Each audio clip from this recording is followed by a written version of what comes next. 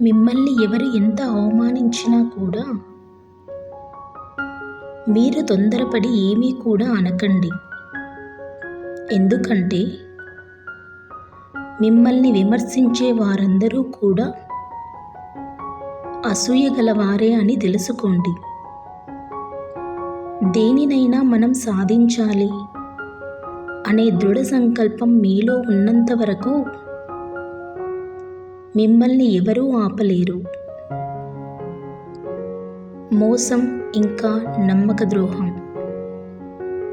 ఈ రెండింటికి చాలా తేడా ఉంది. మోసం ఎవరైనా చేస్తారు, కానీ నమ్మక ద్రోహం మాత్రం నమ్మిన వారు మాత్రమే చేస్తారు. గుర్తుంచుకోండి, గెలిచినప్పుడు వచ్చే ఆనందం చాలా సంతోషాన్ని ఇస్తుంది. అదే ఓడినప్పుడు వచ్చే బాధ కూడా చాలా ఎక్కువ బాధను కలుగజేస్తుంది. ఓడిన వారు చాలా బాధగా ఉంటారు. ఇవి రెండూ కూడా శాశ్వతం కాదు అని ఎప్పుడైతే మనం తెలుసుకుంటామో అప్పుడే సంతోషంగా ఉండగలం. గుర్తుంచుకోండి, జరిగిన దాని గురించి బాధపడకుండా జరిగేదంతా కూడా మన మంచికే అనుకోవడం చాలా మంచిది. అవునా? మనది అనుకున్నది అది నిన్న వేరొకరిది, రేపు మరొకరిది. కాబట్టి ఏది కూడా శాశ్వతం కాదు. దేనిపై కూడా ఎక్కువగా ఆశలు పెంచుకోకండి. ఎందుకంటే రేపు అది దక్కకపోతే చివరికి నిరాశే మిగులుతుంది. గుర్తుంచుకోండి, మీరేం చేసినా కూడా ఎవరికీ సమాధానం చెప్పవలసిన అవసరమే లేదు. కానీ మీరు ఎందుకు చేస్తున్నారో, ఎవరి కోసం చేస్తున్నారో మీకు మీరే సమాధానం చెప్పుకోండి. లేదంటే మిమ్మల్ని మీరే కోల్పోతారు. గుర్తుంచుకోండి, మనది కాని సమయంలో మనం ఎంత ఓర్పుగా ఉంటే అంత మంచిది. ఎందుకంటే సమయం అనేది ఒక నదీ ప్రవాహం లాంటిది.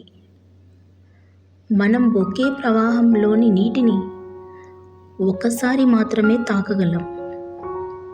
అలాగే గడిచిపోయిన సమయాన్ని కూడా మళ్ళీ చూడలేము. అందుకే జీవితంలో సమయాన్ని వృధా చేయకండి. మీ జీవితంలోని ప్రతి క్షణాన్ని కూడా ఆనందంగా గడపండి. అప్పుడే మనసు ప్రశాంతంగా ఉంటుంది. మిమ్మల్ని మోసం చేసిన వారిని ఒక శత్రువులాగా కాకుండా గురువులాగా చూడండి. ఎందుకంటే రేపు వాళ్ళే మీకు ఎలా బ్రతకాలో నేర్పించిన గురువులవుతారు. గుర్తుంచుకోండి, ఏదో ఒకరోజు మీకే తెలుస్తుంది ఇదంతా కూడా ఒక అనుభవమే అని. అర్థమైందనుకుంటా. అప్పటి వరకు ధైర్యంగా ఉండండి, జాగ్రత్తగా కూడా ఉండండి. మనిషి దేనినైనా అపవిత్రంగా భావించడు అంటే అది ఒకే ఒక వస్తువు, డబ్బు మాత్రమే. నిజమా? డబ్బు అనేది లేకుంటే మనిషి ఎంత మంచివాడైనా సరే వారికి విలువనివ్వరు. అందుకే డబ్బు ఉన్నప్పుడు పొదుపు చేసుకోండి. ఎందుకంటే అదే రేపు మీకు అవసరమైనప్పుడు మిమ్మల్ని కాపాడుతుంది. మనవారైనా పరాయి వారైనా మీ దగ్గరికి వచ్చేది డబ్బు ఉన్నప్పుడే. మనుషులు అవసరానికి వాడుకుంటారు. అదే మన అవసరం తీరిపోగానే మనతోనే ఆడుకుంటారు. జాగ్రత్తగా ఉండండి. ముఖ్యంగా పరాయి వాళ్ళతో కాదు, మన వాళ్ళతోనే. గుర్తుంచుకోండి, మనిషిని ఒంటరిగా చేసేది కఠినమైన పరిస్థితులు మాత్రమే. కానీ అవే పరిస్థితులు ఒంటరిగా ఉన్న వ్యక్తిని శక్తివంతుడిగా కూడా మారుస్తాయి. అర్థమైందనుకుంటా. ఎవరైతే మాటలతో మనుషులపై యుద్ధం చేసేవారో, మౌనాన్ని ఆయుధంగా వాడే వారితో ఎప్పటికీ పోరాడలేరు. పోరాడినా కూడా ఎప్పటికీ గెలవలేరు. గుర్తుంచుకోండి, కోపం కంటే మౌనం చాలా గొప్పది. కోపం నీ పతనానికి కారణం అయితే, మౌనం నీ విలువను రెట్టింపు చేస్తుంది. గుర్తుంచుకోండి, మనిషి యొక్క జీవితం చాలా విచిత్రకరమైనది. మనిషిని జన్మించగానే తనకి బంధాలు ప్రారంభమవుతాయి. అన్నదమ్ములు మరియు అక్కా చెల్లెళ్ళలో సర్వశ్రేష్టంగా ఉండటం, ఇంకా ఒకరికన్నా ఒకరు ముందు ఉండటం, అందరికన్నా ముందుండాలి, బాగుండాలి అనుకుంటూ ఉంటారు. అలాగే అక్కడి నుండి బయటకు వచ్చి ఈ సమాజంలో అందరికన్నా ఎక్కువ డబ్బుని సంపాదించాలి, క్షణం కోసం ఆలోచనలు మొదలు పెడుతూ ఉంటారు. అది ఎలాంటి కల అయినా ఈ ఆలోచన తన వెంటే ఎప్పుడూ ఉంటుంది. ఒకవేళ ఆలోచనతో మనం ఇవన్నీ చెయ్యాలి అనుకుంటే, మనం ఒకరికొకరం సహాయం చేసుకోవాలి అనే ఆలోచన ఎందుకు చేయకూడదు? అది ఎలాంటి ఆలోచన అంటే, అందులో ఎవరు గెలిచినా ఓడినా విజయం మాత్రం అందరిది అయి ఉండాలి. అలా అందరితో ప్రేమతో ఉండాలి.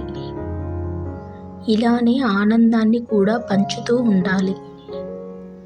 ఇక అప్పుడు మనసు ఎంతో ప్రశాంతంగా ఉంటుంది. గుర్తుంచుకోండి, మీరు దీన్ని విని ఉంటారు, చిన్నపిల్లలు దేవుళ్ళతో సమానం అని. ఒకవేళ ఇలా ఎందుకు అంటారు అని మీరు ఎప్పుడైనా ఆలోచించారా? ఎందుకంటే వాళ్ళు అందరినీ సమాన దృష్టితో చూస్తారు. మనసులో అసూయ, అహంకారం అనేవి ఏవీ కూడా ఉండవు. ఏ విషయం గురించి కూడా చింత ఉండదు. అందరినీ సమాన దృష్టితో చూస్తారు. స్వయంగా తాను సంతోషంగా కూడా ఉంటారు. అందుకే చిన్నపిల్లలు దేవుళ్ళతో సమానం అని అంటారు. ఒకవేళ ప్రతి మనిషిలో కూడా ఈ చిన్నపిల్లల స్వభావం మన మనసులో మేల్కొలిపితే ఏమవుతుంది?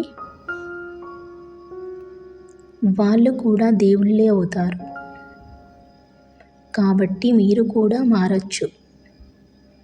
మనసులో ఎలాంటి చింత లేకుండా, ఏ విధమైన అసూయ, కపటం లేకుండా అందరినీ సమాన దృష్టితో చూస్తూ స్వయంగా సంతోషంగా ఉండటం నేర్చుకోండి.